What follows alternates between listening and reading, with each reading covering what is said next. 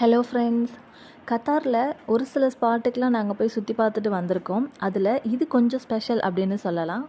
இதை purple island அப்படின்னு சொல்கிறாங்க. என்ன ஒரே பச்சையாக இருக்குது, நீ பர்பிள்னு சொல்கிறியம்மா அப்படின்லாம் கேட்டுறாதீங்க. இதை பார்க்குறதுக்கு ஃபுல்லாகவே நம்ம தமிழ்நாட்டில் பிச்சாவரமில் இருக்கிற மேங்க்ரோவ் ஃபாரஸ்ட் மாதிரியே இருந்துச்சு. இந்த ஏரியா டோட்டலாக 10 கிலோமீட்டர் அளவுக்கு இருக்குது. கத்தாரோட ஓல்டஸ்ட் ஆர்கியாலஜிஸ்ட் சைட்டுன்னு கூட இந்த சொல்கிறாங்க.